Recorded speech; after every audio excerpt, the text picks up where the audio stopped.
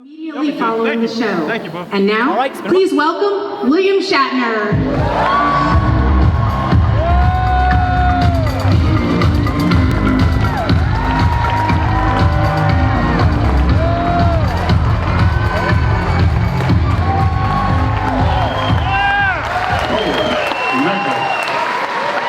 Look at that, off from Silicon Valley. Fantastic. Unbelievable. Please sit down. Oh, you're already seated. Well, welcome to the Comic-Con. It's the first Comic-Con, I understand. So we're here at Steve Wozniak's Comic-Con. No, we need more enthusiasm for us.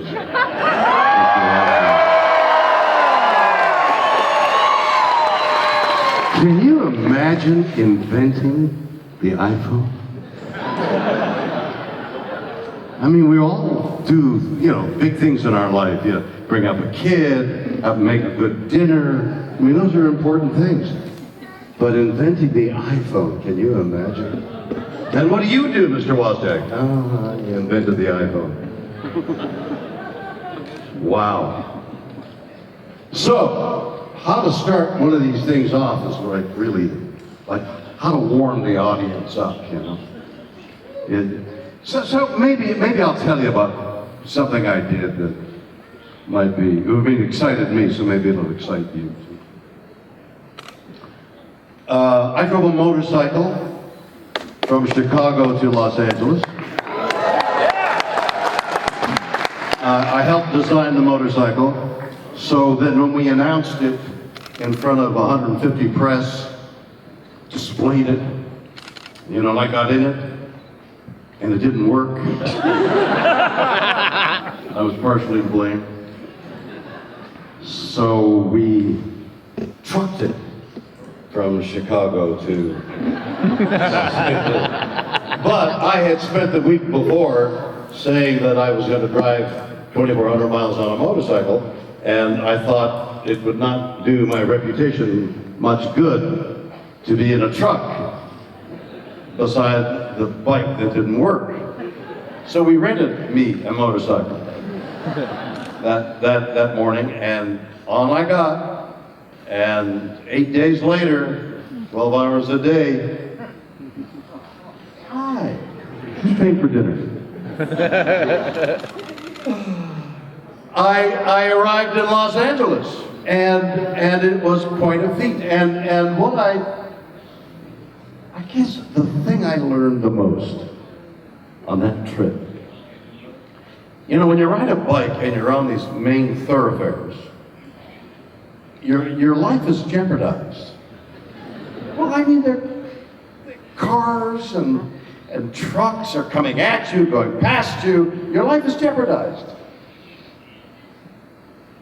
On a previous occasion, a couple of years earlier, I was riding a bike that I own, and I was going quite slowly.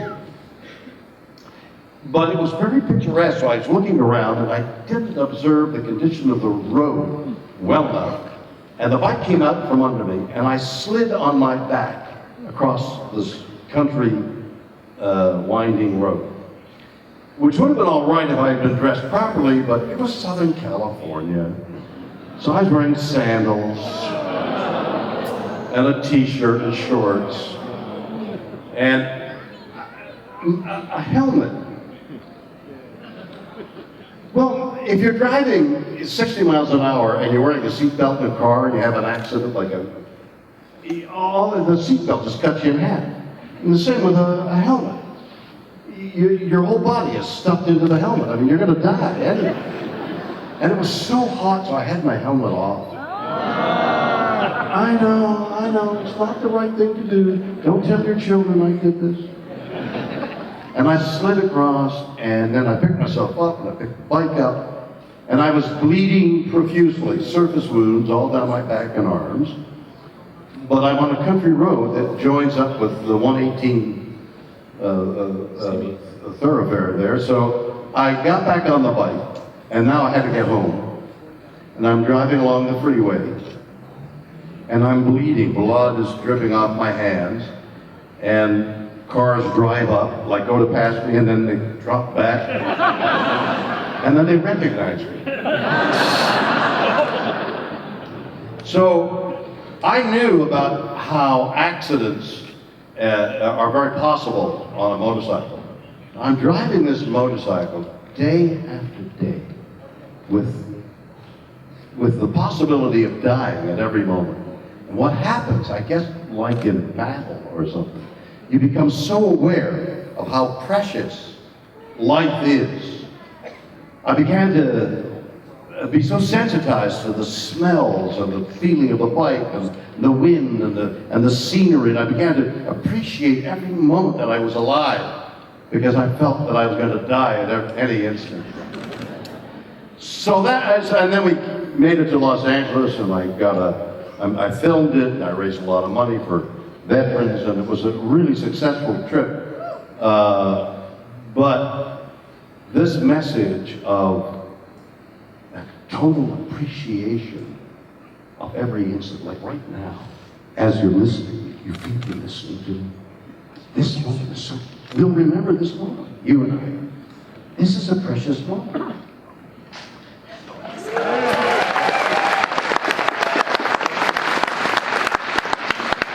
So, Mr. Wozniak started this Comic-Con, which should be wonderful. As the years go by, he's got all kinds of wonderful people coming, and it should be very successful. It's the first evening, you know. So I would like to take the pleasure to embarrass him. And I'm going to tell you a secret. Somewhere, we're way out of town, he and I are going to have dinner. And I'm going to have I've been looking forward to it for a long time. I want the pleasure of talking to you and discovering what you think and how. But I want you to, there's a microphone somewhere. I want you to ask me the first question. Where is the microphone? Steve, it's right there.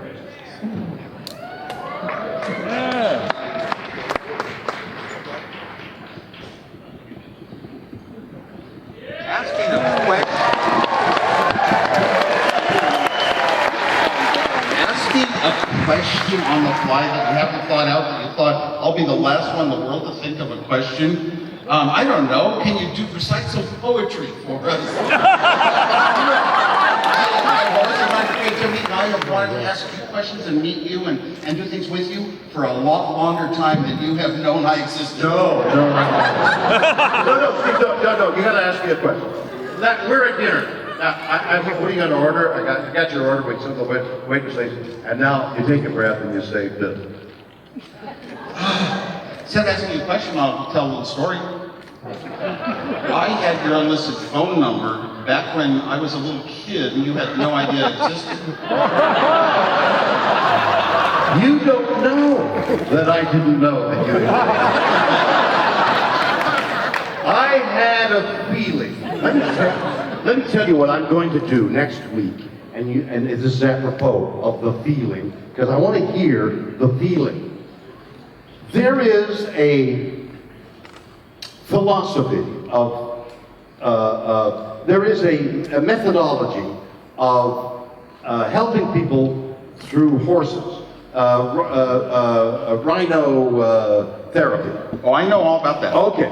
So I've got a charity that does a lot of that. As a result, I've met people who have worked in the field. One of the top people, Linda Kohala, has written 2 books about the mysticism of horses and people, and what impressions you can get from horses that horses may be getting from you. So there's a whole mystical thing of, and let me pose it in this manner, that the phone post, the phone tower that sends out 1 million signals every instant, every so often your phone rings as a result of the vibration of that tower and the vibrates. And every so often, your phone, your intellect, vibrates in sympathy with some vibration from the universe. That's the philosophy. What do you think of it? I love it. I think it's very creative, but I have actually been close to and done charitable events for horse people where they rescue each other, that sort of thing. It was at a place where they even had a horse that they named Woz that they had rescued. But the idea with the horses is that as electrical... But this whole idea, there's astroplanes and there's vibrations and it all affects everything. I don't quite go that far. I'm a little 2 feet on the ground engineerish. Right. Right, I got it. But your feet... Hang on, you anti-philosophical people, you. Bear with me. 2 feet on the ground, Woz, anchors you to the ground, but your head is in the sky. You're a pole. You join the earth to the sky. You're an electrical conduit. What do you think of that?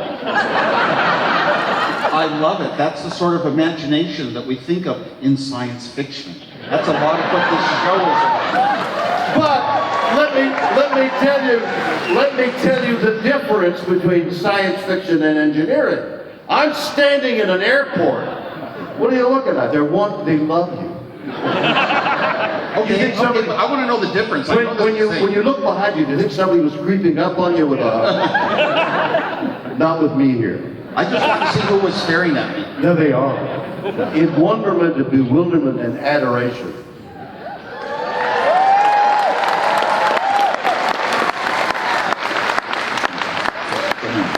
A documentary made on the Montreal baseball team called the Expos that for a brief time had a great moment of glory. Canada has a football league, and most American players, most of the football players are American. But we also play hockey. Yes. And most of the hockey players in American teams are Canadians. In fact, I did the closing ceremony to the Olympics some years ago, and Crosby, what's his first name? Sidney Crosby scored the winning goal while I was in the auditorium. He scored the winning goal over the United States team.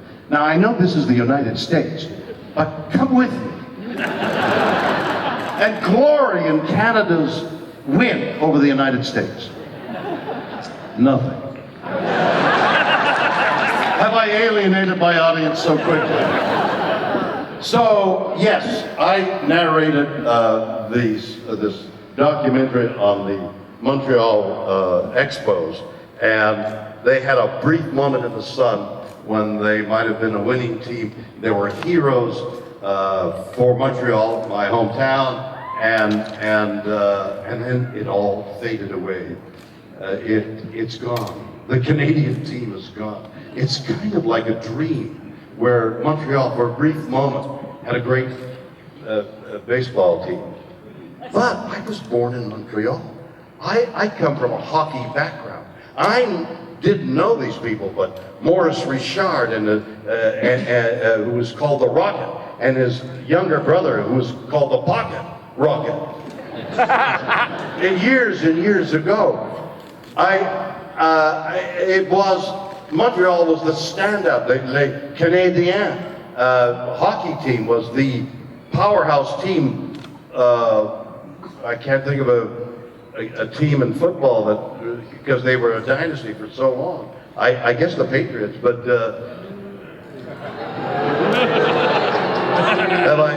have I lost you again? I'm just getting that. The Niners. No. Well, the Niners with Montana.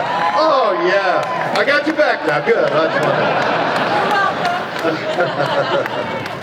Wait a minute, over here. I'll be right back. What's your question? Through all your life, what has been your favorite time doing something? Like, During my life, what has been my favorite times doing Yeah. something? out of all of your accomplishments, what has been your favorite thing to do? What an interesting question that is. Well, you gotta take the obvious things. How old are you? How old are you? 13. 13? Okay, so you're like on the verge. I have a 13-year-old grandchild, so I know. You're on the verge of great discoveries. So we'll leave those great discoveries alone.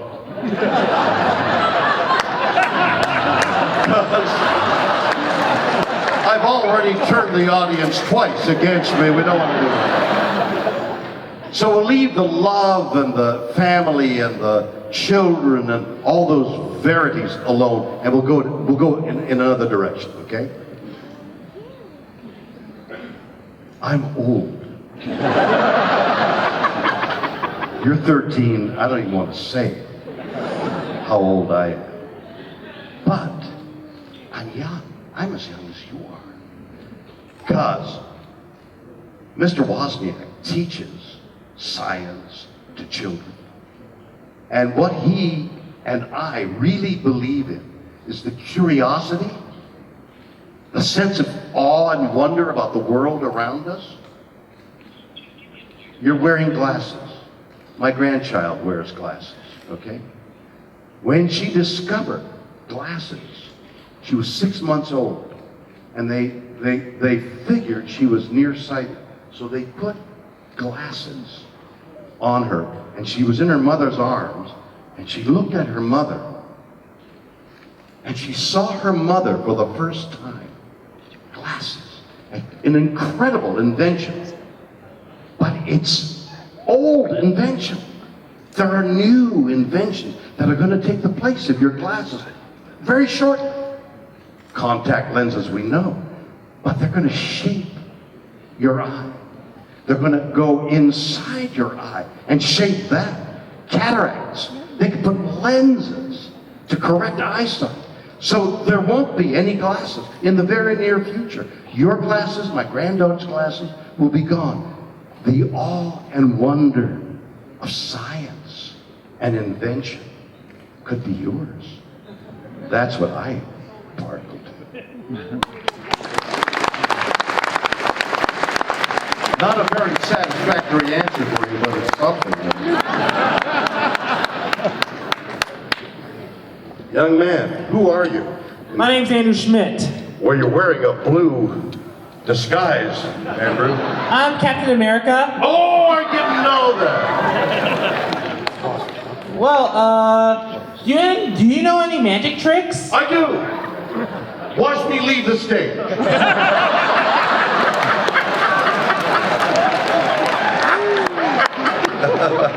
I love that laugh. Do it again.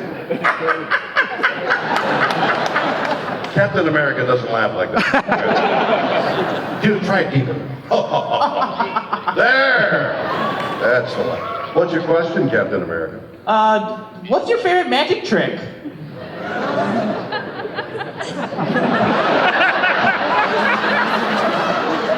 Appearing intelligent is really my magic. So what's Kirk's intelligence abilities? Kirk, Captain Kirk, the legendary hero of the galaxy. What's his magic trick? Yes. Is asking questions of Mr. Spock. I mean, he doesn't know. What's that, Mr. Spock? He tells him and he says, okay, I got it now. Should we turn left or right, Mr. Spock? He says, go up. Oh, that's right, go up. No magic tricks. But what's your question? What was your career life like? What is my career life like? Yes. What do you mean by that? I mean, how you auditioned to be Kirk in Star Trek. Okay, there's a reasonable question. I'm going to sit down to answer it. They made they call it a pilot film. It's an example of what the the show was going to look like. So they made an hour show that they called Star Trek, and they said to NBC Network, here's what we propose as an example. They call it a pilot. So they made this pilot, and NBC said, we don't like the way it goes, we don't like the story, but it's fascinating. So let's make another pilot with a whole new cast. And the only person they kept was Leonard Nimoy as Spock. But even then, Leonard hadn't fully gotten the character that he made in the second pilot. So when they made the second pilot, they called me and asked me if I would play the part of the captain. So I didn't audition, I was asked to do it, and I said yes when I saw the first pilot. I said, wow, that looks interesting. I'll do the second pilot, and that was how that worked. Captain America, you okay with that? Little man, what's your question? How was it working with Leonard Nimoy? Thank you, I'm very cute.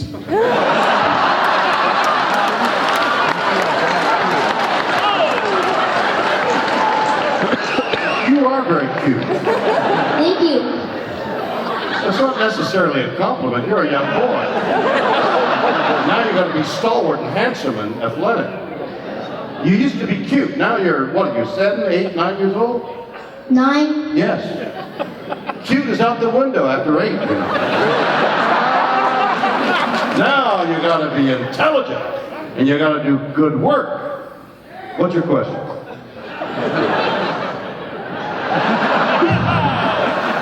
How was it working with Leonard Nimoy? The award thing? What? What was that word, sweetheart? The award? Working. How was it working with Working. Yeah. Working with Leonard Nimoy. Okay. I wrote a book just recently, which is on the New York Times bestseller list. You know what that is, don't you? No. Well, remember this. What's your name? Spencer. Spencer, the New York Times bestseller list is a popularity thing. Like, who's the most popular? Leonard Nimoy is the most popular book.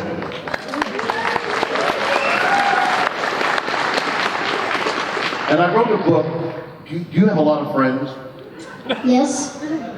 Are they really good friends, or do you fight with them a lot? I fight with them a lot, but it's just for fun. Perfect. So you have friends that you fight with, but you still love. Yes. Somebody once said, a best friend, a great friend of yours, is somebody who knows all about you and still loves you. And that's what you're telling me. You can fight with your friend, but he's still if you're lucky enough to have more than one, is still your buddy. Exactly. That's exactly the way it was with Leonard and me. Except we met when we were far older than you. We met when we were actors on the series, and we stayed friends for 50 years. We were friends. And there were occasions when we would fight, not physically, because I could beat the heck out of you. But we would have differences of opinion, and he wouldn't speak to me for a while, a day or a week or something. But we always made up because he was my best friend. I never had a friend like you're talking about. I don't know why. I was busy, struggling as a young man and as an actor, didn't have time. But then, because of, he and I would appear on stage together like this, and we'd make each other laugh and make you laugh and everybody else laugh because we enjoyed each other so much. For 50 years, I had this dear, dear friend. We had a disagreement, I'm not quite sure what it was, at the very end. And he died before we could make up. This is all in my book called Leonard. And it might be something you want to pick up as one of the books you're going to read. I mean that sincerely, because it's all about friendship. And you sound like you've got these wonderful friends that you can have a disagreement with and still have your best buddies. So, what was it like to work with Leonard Nimoy? He was the best. Okay.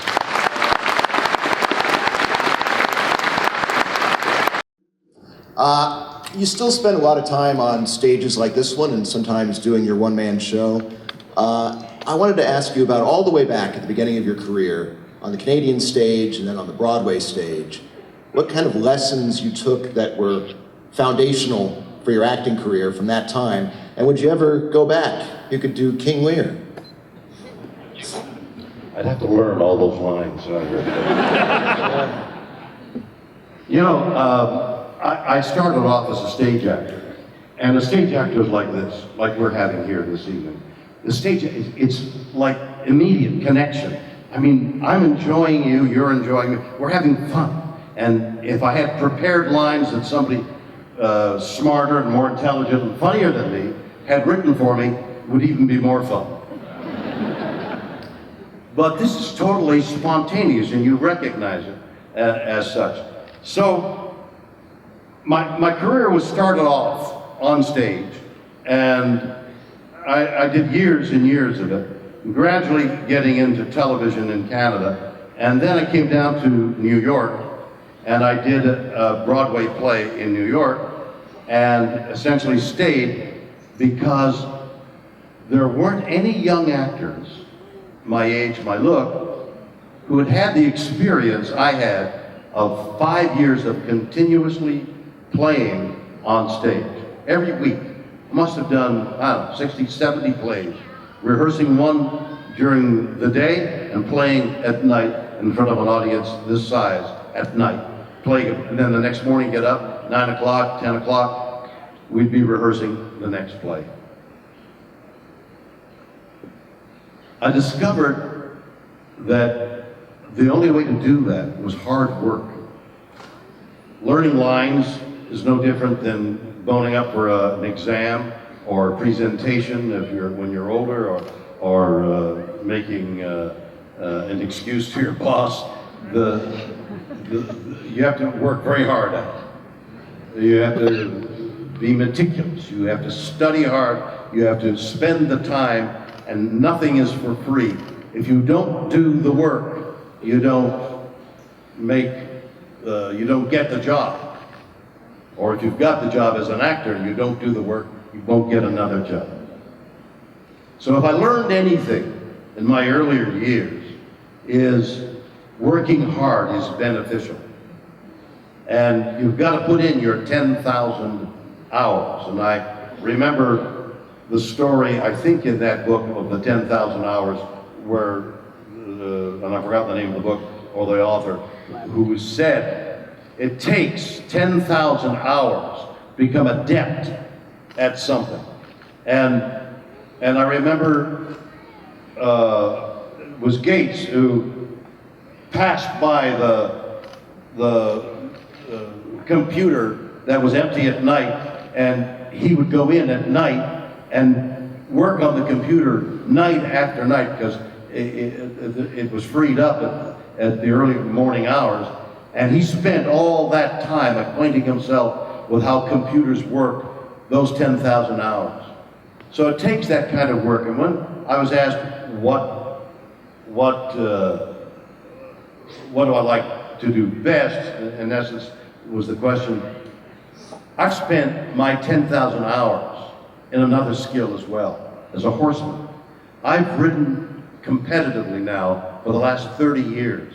I've worked really hard.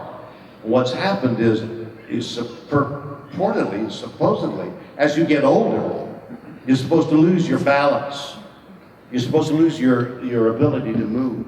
You're supposed to lose your ability to remember what the pattern is. None of that has happened to me as a result of desire to compete on the highest level.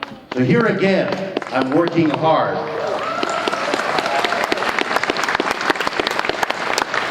And I've become one of the top reiners in competition in Southern California. And it's a highly physical skill, and I've tried to, I get up in the morning and work out with the intention of, I've got to get better for the horses. And I am. I'm better this year than I was last year.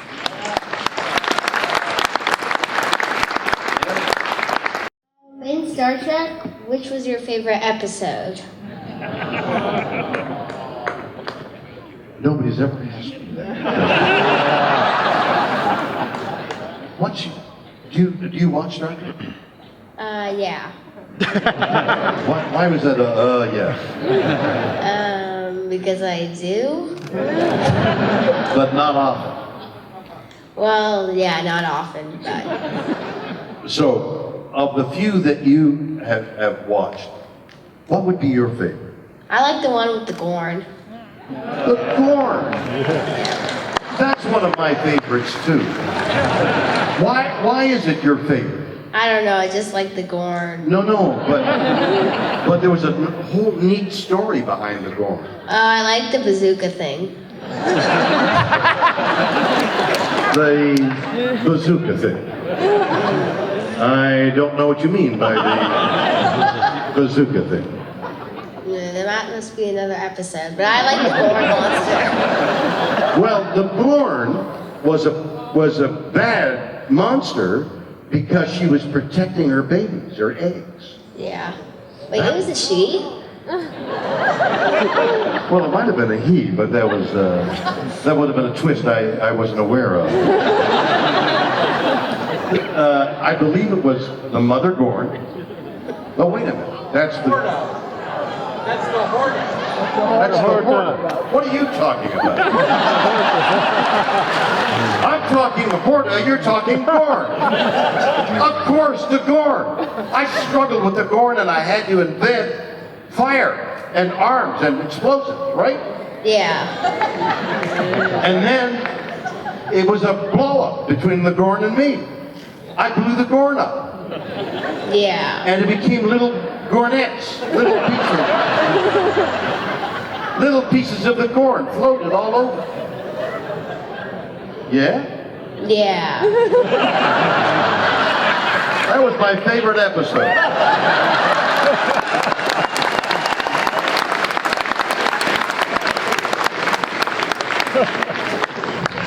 The truth of the matter is, I can't stand looking at myself, so I never saw many of those things.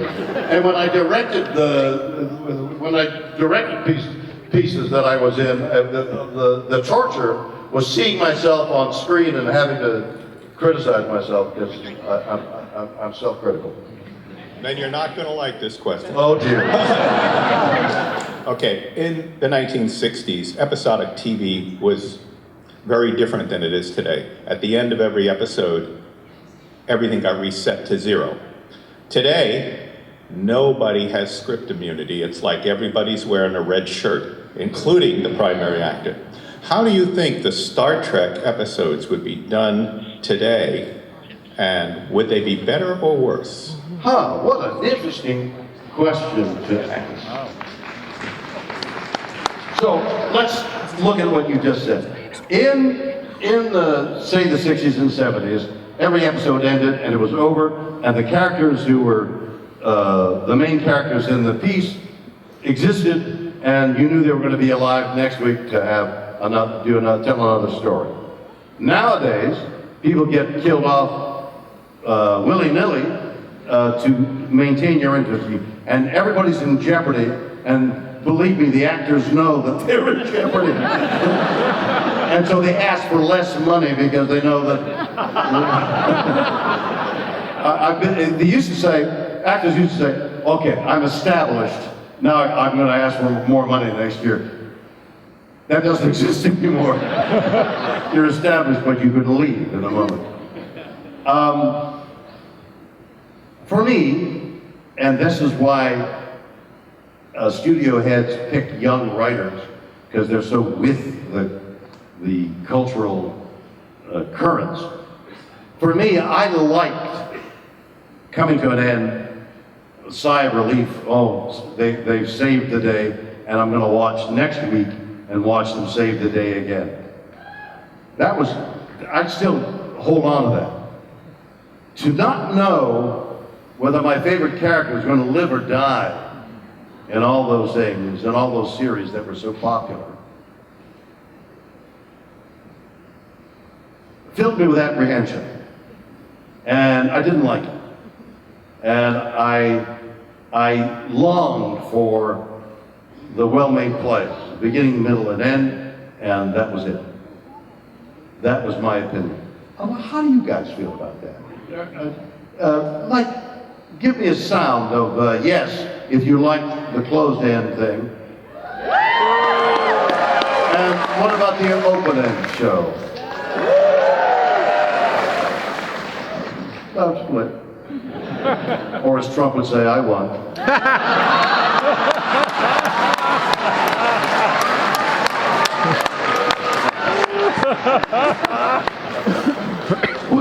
What? Your phone. You're standing in front of the microphone, ready to ask a question. Is that your phone? Yes. What are you doing? Oh, well, I just thought I'd commemorate the occasion. Oh, well, that's beautiful. I just asked what you were doing. So you're commemorating the occasion on an iPhone. Yes. Well, it's a Windows phone. There's something significant. What? It's a Windows phone.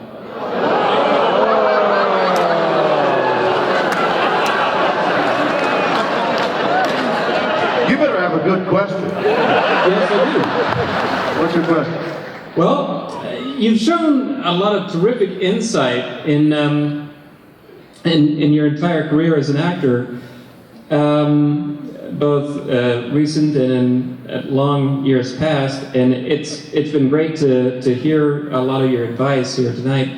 But I still have one question for you, and that's, what did you really see on the wing of the plane?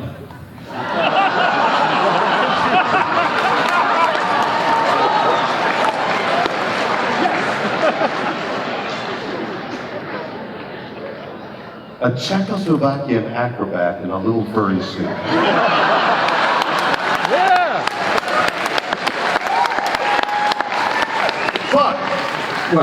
But,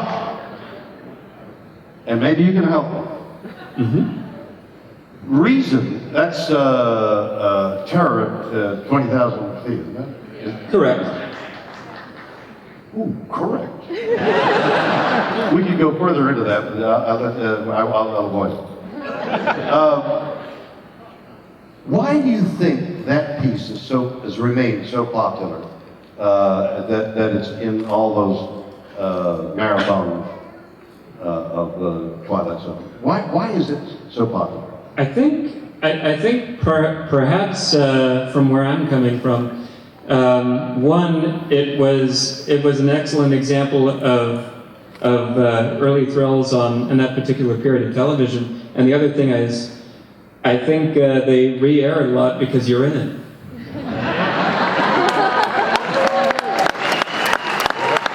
Wow. I think that it touches a core fear that we all have about getting in this cylinder, and then it goes up, and you think, how's it going up? And then it hits a bump, and you think, does that mean we're going down? And then every so often something happens, like a lightning strike on a plane, and there's a loud bang, and you think this is the end? I'm never going to fly again? But then how do I get to my lover who's in the next city? It's a choice between sex and the plane. And you choose sex and you fly again, but you're filled with fear. And so the sex isn't very good, so you fly back. I think it touches a core of fear, okay? And that's the reason it has remained universal. And that's the reason we suspend disbelief of a little furry animal who's not even aerodynamic, standing on a wing looking in a window. Which, by the way, when my kids were young and we'd fly, and there was the flight assistant, they'd say, "Dad, do the look." So I'd look out the window, and they'd call the stewardess, "Ma'am!" And she'd say, "What's the matter?" And I go, Used to break my kids up to this day. They're middle-aged. Do the look, Dad. That fun? So, you good? I'm good. You can put that window phone down now, you know, it's insulting.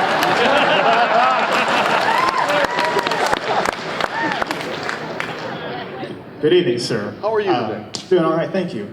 My question is, throughout your career, had you ever auditioned for a role in which you had very high expectations, but during filming or towards the end, it didn't quite turn out the way you expected it to? Did I ever have that situation? Yes, sir. I can't think of a time when it didn't. Well played. Well played. It's just that you have expectations that are so high that even the slightest thing takes it down. And then, because you have an image of what you'd like, this is me, what I'd like to see and feel, and like if it's a movie, what I'd like to see on the screen, and then I go see it, if I'm brave enough to open it, and it's not, they missed the moment. I had a look there. I had a look, and they cut away from the look. It's never as good. These things are never as good as I'd hoped for. So I'm always playing catch up. I'll do it better next time. And I wrote a song about success. How do you know when you're successful? You don't, because the moment you think you're successful, you're not successful.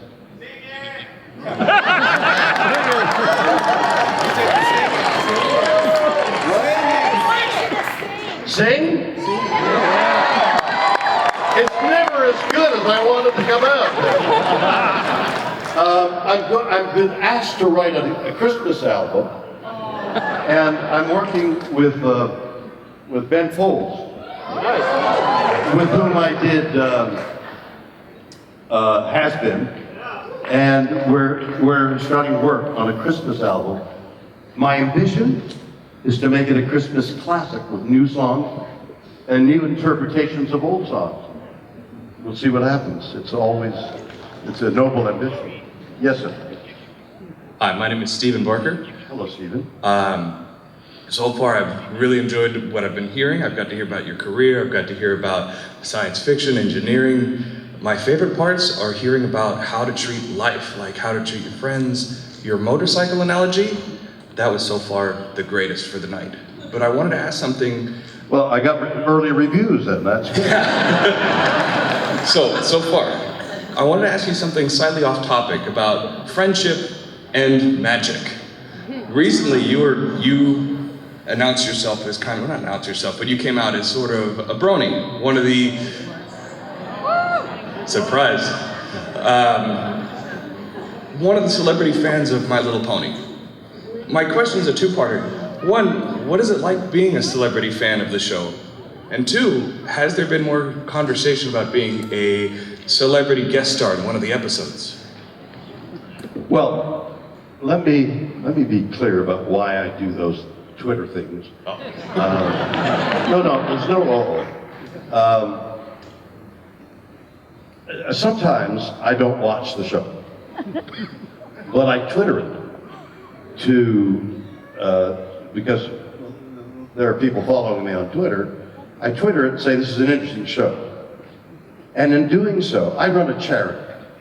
And for 30 years I've been running a charity that benefits kids and veterans.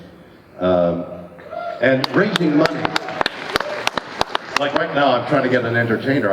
I'm dying. I had Jewel. Jewel said she might be able to do it and then she couldn't do it. And it's driving me nuts. I'm trying to get a name entertainer for our little charity. But like I say, it's been going on for 30 years. Where am I going?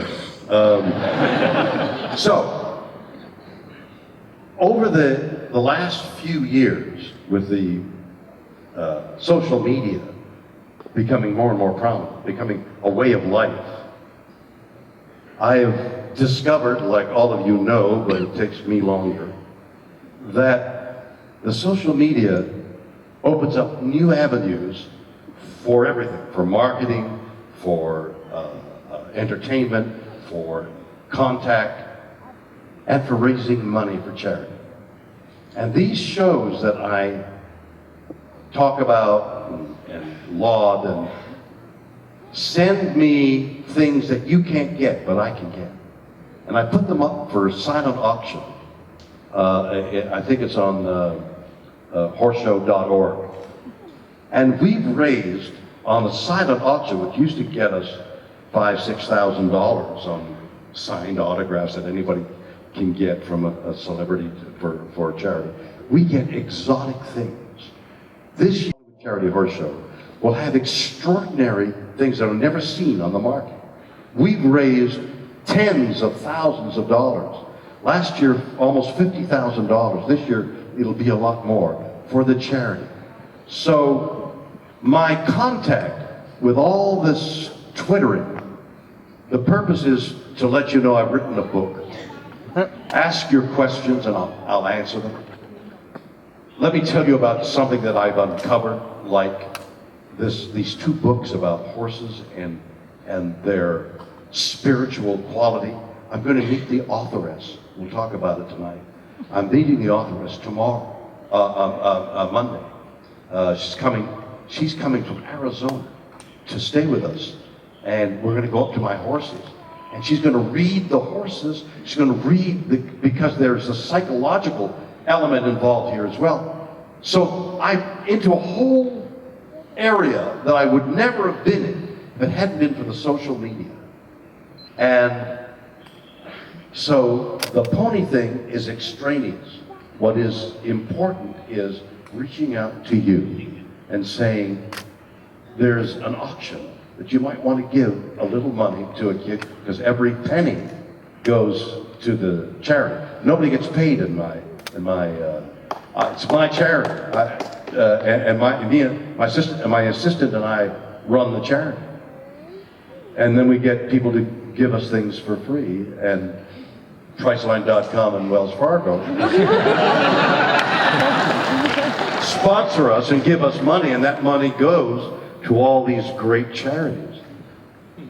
And so the social media is part of that overall plan. You good? Good. Okay, my name's Mike. Hi, Mike. Over 30 years ago, I enlisted in the Navy. And I want to thank you for your service. And they showed me a video that you did for them, recruiting submarine sailors. I'm just wondering how you got involved with doing that. Well, I choose very carefully what public service announcements I make, because you can imagine I get a lot of people asking me to do it. So it's a difficult choice to make. But the whole idea of going underwater for a lengthy period of time, the reality of sinking with you and suffering the worst of deaths as you slowly drown in the bravery of those people struck me. The Navy, our Navy boys who went into submarines, struck me as being beyond anything I could imagine. And that's why I did that. You look great as Spock. I want to thank you very, very much this evening. What a wonderful experience it has been for me. I hope you enjoyed it. Thank you so much.